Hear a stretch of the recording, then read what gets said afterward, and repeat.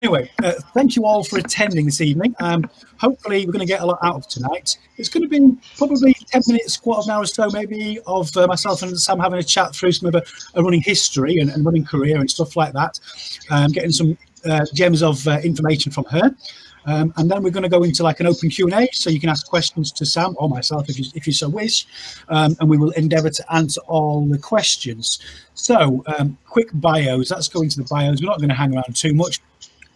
I am the regional coach lead for the North and event group lead for Ultra, GB team manager, GB and England team manager and coach. Sam is the one you're all probably wanting to hear less than me, or so more than me. So Sam obviously has a very extensive running CV, as you can see from here.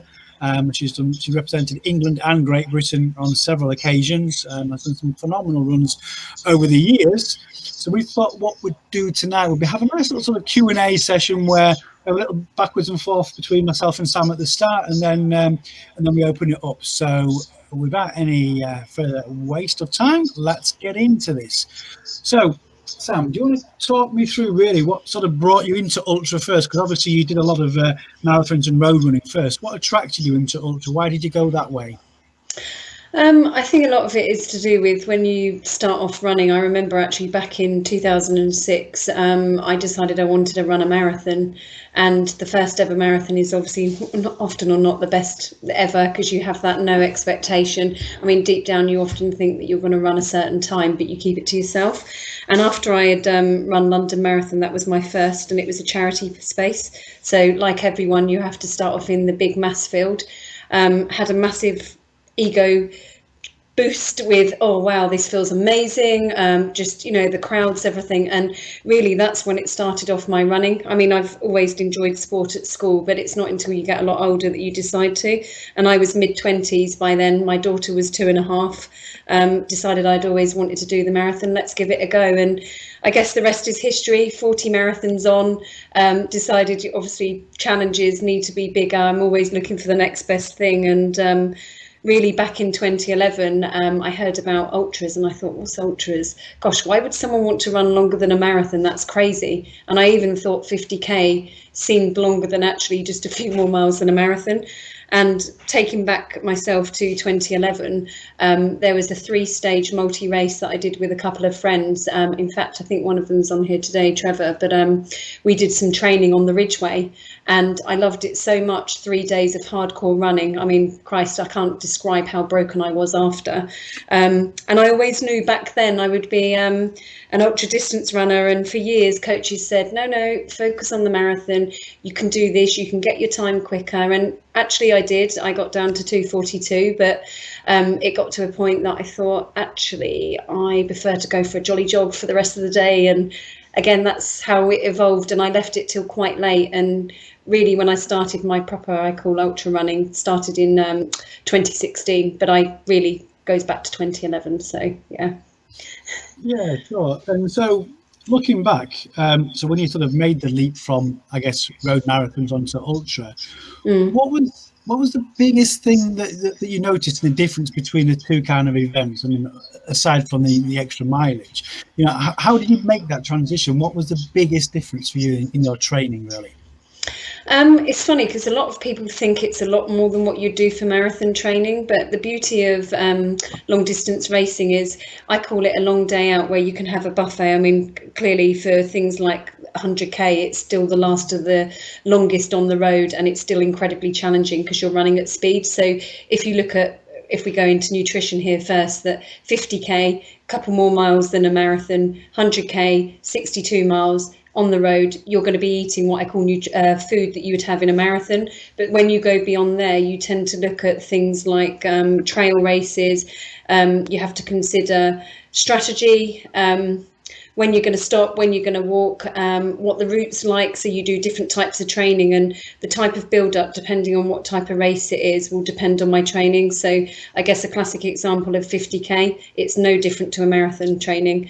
It just may mean that some of my long runs that I would be doing over a weekend, say on a Saturday or a Sunday, would typically be maybe 25 or 26 as opposed to sort of 22, 23 miles.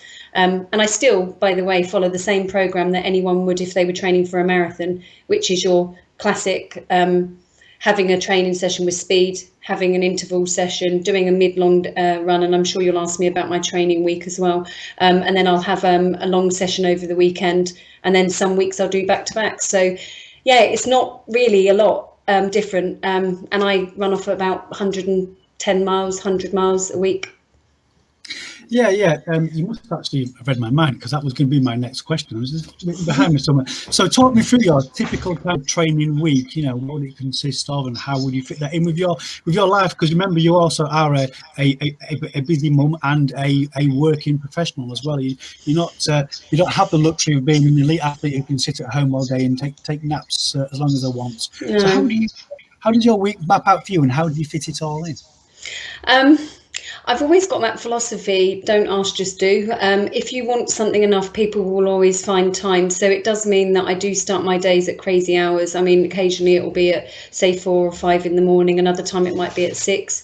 You have to be incredibly organised. I'm fortunate I get to work from home. I work like yourself in IT, and I have very challenging customers, and I also have children, as well as trying to manage mentoring I do for the Prince's Trust, and I also coach children. So, a classic week for me on a Monday would be around 10 miles. Normally I'd be running that at, I call it an easy pace, which will be in the 7s, so between 7 and 7:30. Then I would do another training session in the afternoon or in the evening. So again, that's fitted around conference calls, school routine. Then I will do a circuit session, or it might be something else in the evening, which is more core and strength work. Then you get on to Tuesday, and obviously if we weren't in the COVID situation, I'd probably be going to the track. So a morning would be a very, very easy run, and I love those type of runs where I don't get told what pace, you just run for the certain mileage, and I really will run slow. Take, for example, what the Kenyans do. When they run slow, they run really slow. So I will do that in the morning, and then in the evening I will go to the track. And the track will normally consist of something like 6 1K reps, and then there'll be some hill sprints, or it could be a pyramid session. It's set by a coach that coaches multiple groups, so there's no certain club mentality that you can only go into that session, which is lovely. So it's a group of adults.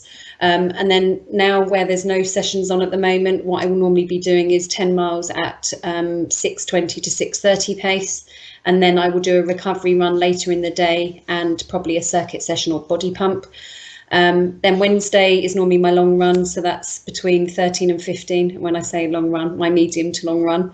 And again, I'll do some sort of strength and conditioning or circuit and physio.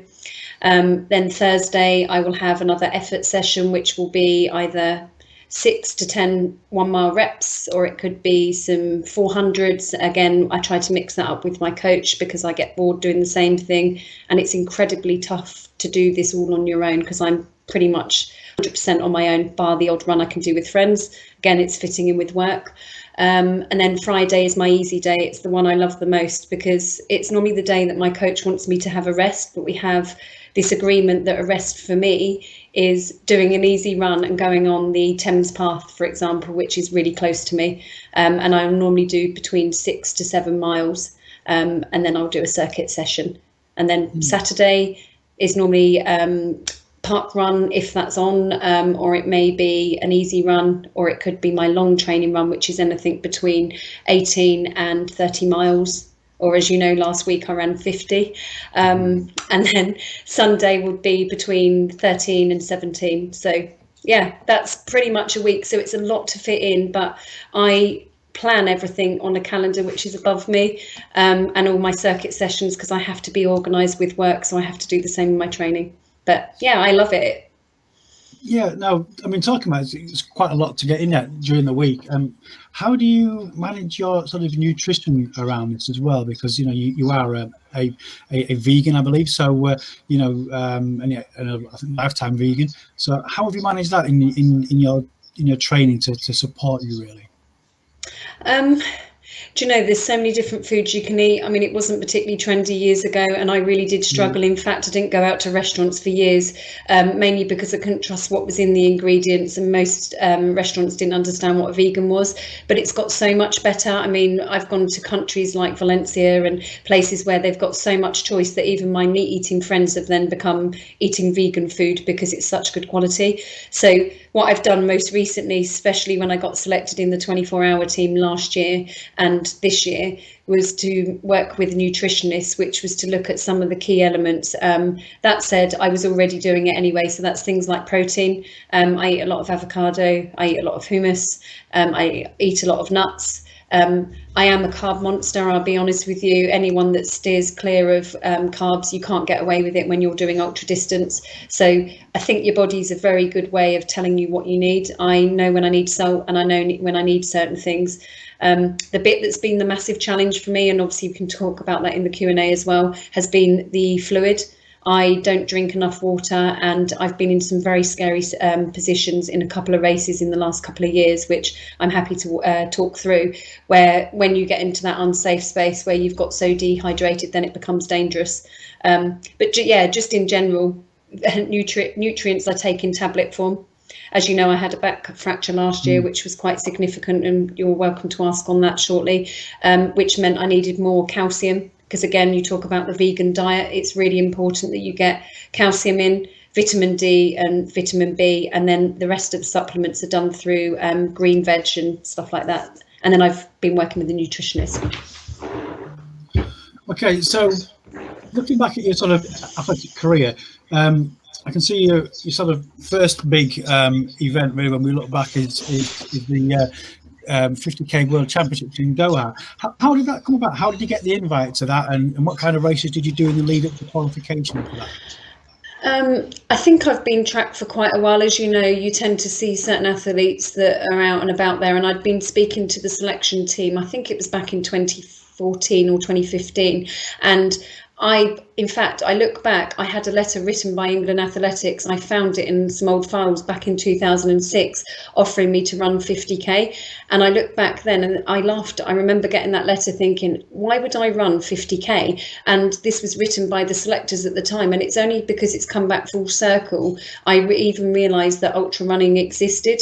I genuinely felt it was a big thing in the States, but not very big in the UK. So it was just through conversations with different people, going and having a look on the British Athletics website, because obviously it's very much track and field and nothing about ultra running, and it's become a lot more fashionable over the last couple of years. And as you know, the male ratio versus females is still, there's a difference in the divide. There's still not lots of women coming through. I mean, it's getting better now, but it was just conversations with people and knowing the races to target. And 50k was the first one I ran, and I ran 3:30 for 50k, which was 3:35 was the selection criteria.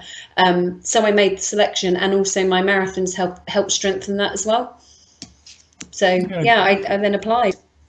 Yeah, good. And just sort of unpick a little bit a minute ago where you spoke about the challenges you had around your hydration specifically. Do you want to elaborate a little bit on that for the audience here, so they can kind of understand? I mean, I'm kind of familiar with what's gone on, but I guess maybe one or two people in the audience may not be. So you can get into all sorts of manners of things. I mean, it's a bit like a marathon. I've run 40 and you still don't get it 100% right. Probably out of those, I could say I've only run 3 the way I wanted to, or the expectations have been there. And when you look at ultras, there was a race in 2018, it was the Thames Path, which I hold the record for, and I didn't go in there cocky or expecting myself to be perfect. I just knew it was going to be incredibly challenging because the weather was very different to the one that I ran in 2016, and I was really scared at the start because it starts at 10 o'clock and then you're going through the heat of the day, and come 7 o'clock it was still roasting, absolutely sweltering by the Thames. I was drinking water, or as much as I thought I needed, but actually what ended up happening is I became really unwell, And in fact, the top 3 women all felt the same, and 3 of us pulled out. And it's something you never want to do in an ultra, especially when you know your experience. But it became really dangerous. I was getting desperate on all the aid stations to eat cherry tomatoes, grapes. I even was having watermelon with salt on. I started to drink Coke like I was drinking it in gallons, because flat Coke is really good, certainly for energy with running ultras. And I wouldn't normally drink that day to day, by the way, because it's not good for you all the time. But I was drinking so much, and then I started to feel really bloated. And all I can say, without being too graphical, is I had problems. I ended up in the toilet. We all know what runner's trots is like. And I had to make a really difficult decision when I got into Reading, which isn't too far about from where I live, and I knew I had 40 miles to go. Do I want to go in this state to carry on, or do I call it a day, suck it up and learn from it? And the mistake that I feel that I made, I wasn't hydrated enough in the week. The carbohydrates was not an issue, the food wasn't an issue, but you get so unwell, you stop eating as well. And I don't regret what I did, but I'm frustrated, because I think, how could I have handled that differently? I should have taken on more hydration, which is why now I use a product called Tailwind, and I'm not obviously trying to endorse them specifically, but I don't like really strong flavours, and I use things that have got electrolytes in. So yes, a very valid situation. And it was the same year. Incidentally, it happened again. I went and did Belfast 24-hour, and the best thing ever was getting given ice lollies, because it's really good to have something cold while you're running. But when you get so uncomfortable where you can't go to the toilet, and it's like a urine infection, and having to go to the toilet on a sponge, I knew I was in trouble. But fortunately, the weather changed very quickly, and it got really cold. Thank God for the Irish weather when it changed. But that was also a very similar situation. So the learning for me there is to make sure I hydrate during the week, and also carry water, which I don't normally do as well. So that's, yeah, it was horrible situation to be in, but I did finish the 24-hour, and I used that for my qualification. So obviously I have a vested interest in the England team in the ACP.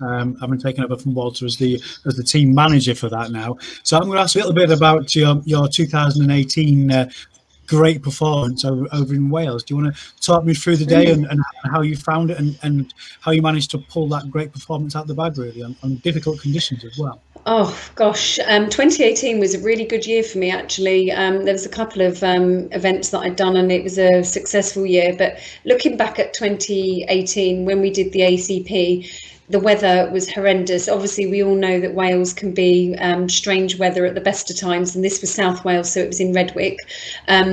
I quite like the fact that it was a loop course. For some people, they would go, Christ, why would someone run loops? But the benefit you've got with championships like that is you get to see your aid station, you get to see smiley faces like yourself and Michelle, and people that want to keep encouraging you. That's the difference between an out and a back sort of route. And it gives you an idea to break it down. So what I was looking is, it was 10 loops, which sounds a lot, but actually when you're counting down time, and it does get that boring that you don't really think about anything, I was breaking it down that way. And then it got to even the last 10 miles going, come on, you can do this. You've run many half marathons. You've gone way past the distance. Break that down. That's X amount on the track. And then I even did it down to the last 400 meters. And you're right, the weather was really interesting. It was windy, it was cold, it was on quiet roads, but that was our benefit. It was near farm tracks. And the hardest thing for me, I actually ended up hypothermic at the end. I've never ever experienced it before. It's not something that I would want to say I'd like to get back to. I kept overheating in the race, even though it was cold. So I wore my vest, and then I put my top on when I was getting cold again.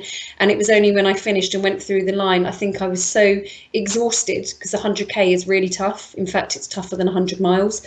I leant onto the fence, and I remember going in saying to my aid crew and some of the management, I don't feel very well. The next minute I laid down, and I don't remember what else happened.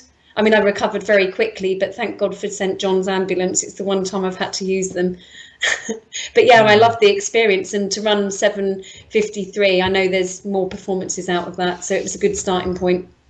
Absolutely. So I'm going to ask you one more question, and then we're going to open up to the Q&A. So folks in there, if you want to start posting your questions in the chat there, and we'll get through to those. So this year is quite a difficult year, as you can imagine. You know, you've got you've been selected for the Great Britain 24-hour team. That's been cancelled. You've been selected for the England ATP team. That's been postponed. How are you keeping yourself motivated during these very challenging times? I'll be honest with you, it's really hard. So like everyone, sometimes you think, why are you doing it? What's the purpose? Where's the output? But I'm staying motivated for that next race that may happen. And rather than sit down and mope and put on weight and feel dreadful and depressed, I'm going out and training like I'm about to race next week. So for me, I don't think about it. I know the end will be in sight. We don't know when it's going to be. And that's the hardest bit. I'm very outcome driven. When I know I've got a race or something specific, even with work, I can see the end goal. Right now I don't. But what I do is I get out every day and train, and I don't think about the not doing. I just get on with it, because I think when you focus negatively on things, it's easy to then impact your home life, your work, every other environment. So as I said, I train like I'm about to race, and I keep myself motivated with virtual running. I mean, there's some great things, as you know, with British Masters, things that you guys are doing to keep people motivated. Yes, it's not the same thing, but connecting via virtual, which is what I have to do a lot with work, I've actually found it quite beneficial. So, and I'm very motivated anyway. So that's true. That is true. Okay, so what I'm going to do is I'm going to bring up the questions now, and we'll see what we've got out there. So just bear with me a second whilst I go past all of my questions where I'm saying, can anyone hear me? And let's have a look. Okay, so the first question we've got here from Heathley. Samantha, do you run on the same type of terrain, and how do you avoid injury? Good question. No, I don't run on the same terrain. I'm predominantly a long distance road runner, but I have at least 2 to 3 times a week that I go on the trails, and that's mainly to avoid the injury. Most of you that will know, and certainly for yourself, is it Clark or is it Heathley? I'm trying to work out it's Clark. You'll know that when you go on the terrain of any type of pavement, they're all at a camber. And I would say most of my injuries have come from pavement. So Friday is normally off-road. I try to do that as much as possible, and I run with 3 dogs. And then I also try to do that on a Saturday or Sunday, and then mix it up with the track as well, for that reason, to try and avoid injury. Good stuff. So I hope that answers your question there. So next one we've got from David Hudson. So what would be the best ultra as a first ultra for someone to try, I'm guessing? If I look back at what I did in 2011, there's quite a lot of multi-stage. I think they're a really good idea, because a bit like if you're going to do a marathon training session, you typically do sometimes weekends with back-to-backs. I was exhausted after doing it. Was 3 days. It was Friday, Saturday and Sunday, and they were roughly around 28 miles. So I would really recommend multi-day. So if it's a 2-day or a 3-day, it gives you an idea of whether or not you can cope with the long distance. So start small first and then do the back-to-backs. So there's a lot out there. Yeah, I definitely agree with that. Of course, there's other events now with all of these sort of 24-hour ultra events now, where you can put a team in as well, so you can actually participate in the 24-hour in a team as well. So that's another option. Exactly. Okay, so one from Danny. What effect, if any, has fracturing your back had on your running posture, form and technique? So the fracture, how did I get that? Could have been because I've been a vegan since I was 9.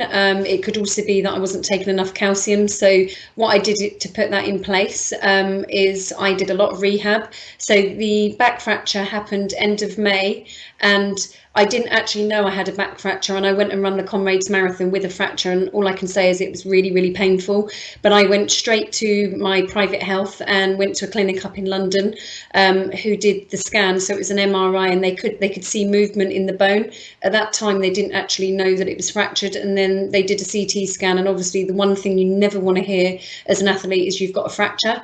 I pretended, in fact, it hadn't happened, but then it at least explained what the problem was with my back, because I was in incredible pain.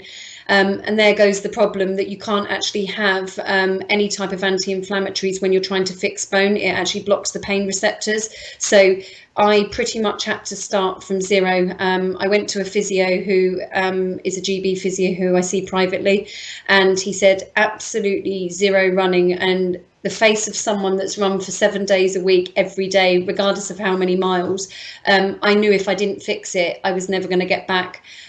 So I spent from June right up until about October, rehabbing, and that was doing very, very basic exercises around the hip, so clams, really, really basic ones. And then I was allowed on a cross trainer or a Nordic ski, which is one where you pull strings rather than actually moving your back and tilting it. So I was on that for about 5 or 6 weeks, and then we progressed to being allowed to use an elliptigo. And then I was allowed to run, walk for, say, 10 minutes, walk, run. And it was a gradual build up. And when I started to pick my running back up, it was back end of December. And then the running really started, or the first race was in January. And what I did, going to the question that Danny's asked, is from the running posture, it hasn't changed anything. If anything, I'm more conscious of my back. I'm doing a lot of back exercises. I've obviously got calcium that I take on a regular basis, so that's daily. And I've also been doing more drills, and I do strength and conditioning every single day. And unfortunately, since COVID, I've not been able to see my physio, but he's now put on virtual training for people, so he knows about my back and other people. So yeah, I've managed to fix it and hopefully make it stronger. I mean, you never know. Absolutely. So you certainly put a lot of work in there to fixing it. It does sound like that. So, you know, fingers crossed that you know, continued work that you keep on with the supplementation and the continued strength and work with your physio and stuff. You should have a hopefully long career ahead of you, or a longer career ahead of you anyway. So next one we've got from Charlotte. How do you go about setting personal targets for longer ultras, 100 plus? And do you have time targets in mind at the start of the season, in the training phase? And when do you decide at what rough pace to aim for? Some great questions. It's a lot of questions in one, actually. Really good things. So first piece about, do I set personal targets? Yes. And most of them tend to be marked off when you've run different distances. So before I'd run anything more than a marathon, you can only go off of what your marathon was. And then if, say, for example, it's another 5, 10, 15 or whatever miles, I tend to work out how long could I carry on that pace for.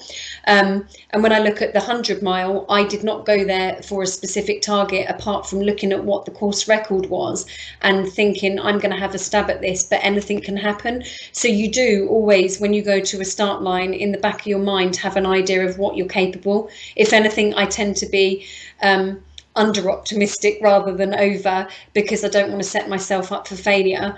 And you also have to be mindful that, like the situation of what happened with the Thames Path 100, I ended up with those awful issues with dehydration. So you have to be prepared to make the right decisions, but equally a lot of self-talk goes on. So if I know that, am I pulling out because I'm actually injured? Am I really that unwell?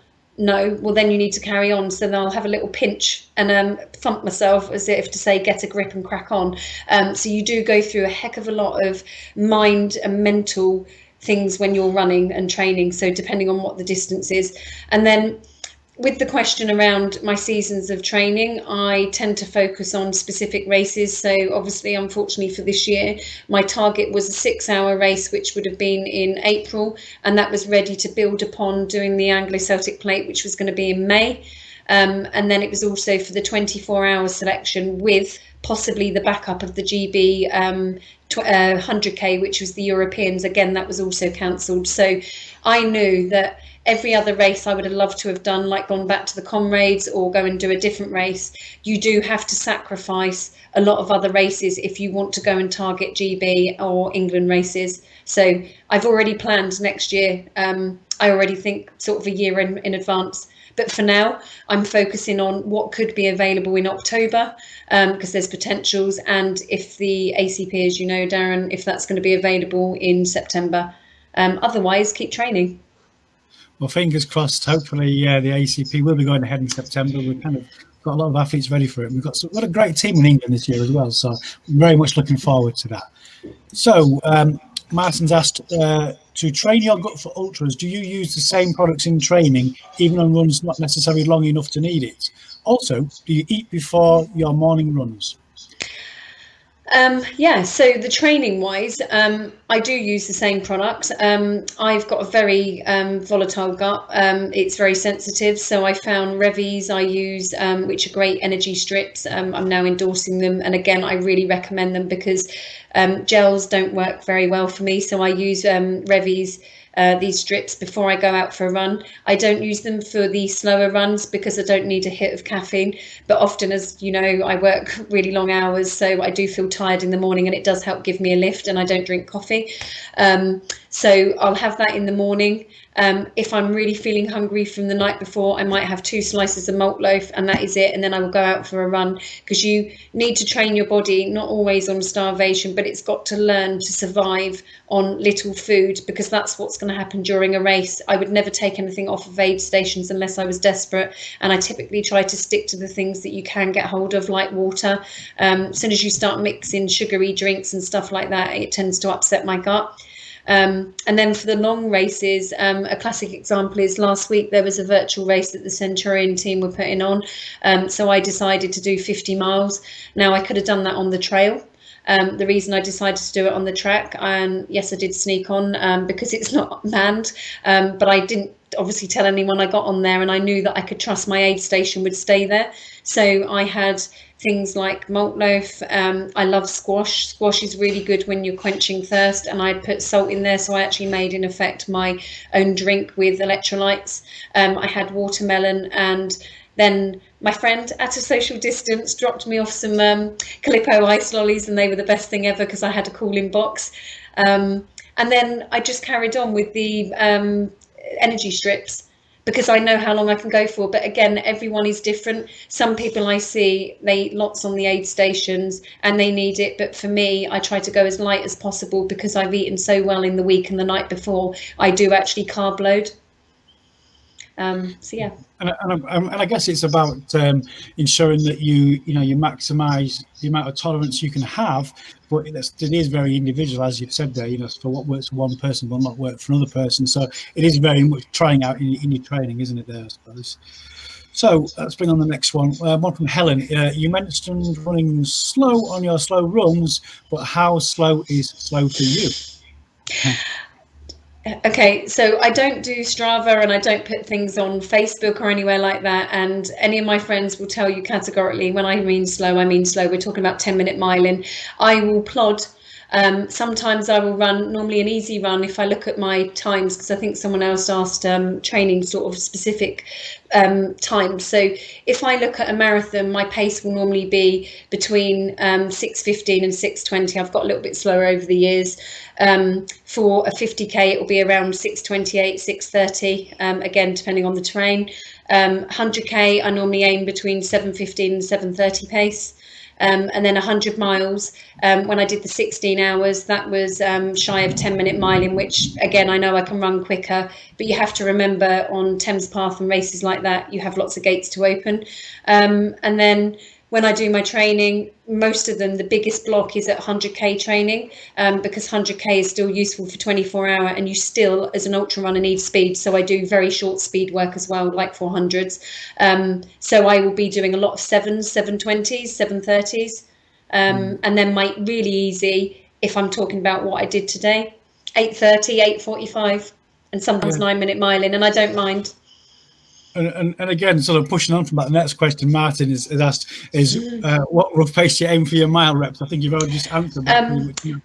Well, question. Yeah. So for mile reps, my coach sets the pace, and again, I know what I can run in that range. So if it's mile reps, he'll normally give me about a minute's recovery off of them. And if I'm doing, say, 6 to 10, the pace may vary, but he normally asks between 6:05 and 6:10 pace, with a little bit of variation. So Nicola's asked, what race would you recommend as a good road track 100-miler to target for the fast time for an average runner? So I guess we're talking about the club runners there. I would definitely recommend races that have got aid stations. Whilst I think track's really good to run on because you can see everyone, the only thing I would say is if you struggle mentally and physically sometimes, you really need to learn to switch off. It is very tough to run on a track. They do a lot of 24 hours on the track and they only turn you every 4 hours, and you never know if it's going to be congested. The benefit of doing 100-miler on a trail means you're going from point to point, and during, I think it's between 8 and 10 miles, they normally have an aid station. So I would say if you wanted to do 100-mile on the flat, then probably something like the Thames Path, because it's relatively flat as opposed to, say, the Ridgeway. They tend to do races there, but it's very hilly. Good stuff. So what sort of time frame do you give yourself between ultras for rest and recovery? That's from Nigel. Gosh, again, that's a question that's different for different people. So I'm not saying I'm invincible, but I have a very great recovery. If I look back at the 100-mile, if I could have got away with it, I would have gone to, I went to bed and people were still finishing their race. I was half tempted to get up for a run again, but obviously I told myself, don't be silly. I left it 2 days before I went back training. And when I say training, it was just doing easy runs. So I will have an easy week. And I'll also have my coach really advising me to say, why don't you take a week off? But he knows I can't because I like running. So my rest really, if I look at marathons, I tend not to rest. I just get back into easy training. 100 miles, I tend to have a couple of days, and then I'll do cross training instead, because that's something that's really important as well. And then for 24 hours, then I would probably have about 3 days off and do pool jogging or something like that. Wow, that's a lot of work there. So question from Tony, in your build up to a race, how often do you have leg massage? How far out from race day do you start with massage, and how long post race do they continue? So I've realised actually I have less massage but more physio. For years I went to see a lot of physios, and I would say for anyone that's had physio, don't be put off. There are really good physios out there when you find them. I always felt that you'd go like with the chiropractor, where they'd just give you one click and then you'd come out and think, well, what have you done for me? If you find a good physio, they also do massage as well. So for me, I see a physio up until COVID once a week, which I pay for privately. As you know, Darren, we don't get funded in ultra. I mean, you will get obviously your races and stuff like that, but it really is self-funded. And I've never questioned about spending that money because it's massive value. And then in build-ups to races, if I know that, say, something is tight or I've had a hard training week, I don't say, well, I don't deserve a massage. I will make sure that I get one regularly. So I'll normally have one in a build-up to a race, and then I will have a post-massage as well. I do that instead of spending it on alcohol. Okay, so I think that's it for the questions now. I'll just flip through the last couple of slides, really. Okay. And thank you so much for your time so far, Sam. Really appreciate you coming on. So we have a few more webinars coming up. We've got one next week on training for a road ultra, where we'll be discussing some of the requirements you might need, specifically around maybe the differences in sort of what it might take in ultra to run the road compared to, say, a trail or somewhere like that. And then next Friday, we've got a similar Q&A session with Helen Davies. For those that don't know, I'm talking loud because I'm getting bombarded by a storm outside. So apologies if you can hear thunder and lightning, because it's crazy outside right now. So for those that don't know, Helen Davies finished second in the IOU World Championships last year, silver place, just behind the infamous one from Alison Dixon. So it'll be a great one there. We do have more coming up in the coming weeks ahead. We're still trying to arrange dates for these, but we've got ones about track ultras, one talking about specifically training in ultras, but it's not just slow miles. As you alluded to earlier on, Sam, it is worthwhile getting some speed in there. We sort of unpick that a little bit. And some with Robbie Britton, another Q&A session there, and one, as we spoke about earlier on as well, training the gut for success. Again, this webinar will be available on the Athletics Hub, as will all of the previous ones and the up-and-coming ones when they've been recorded.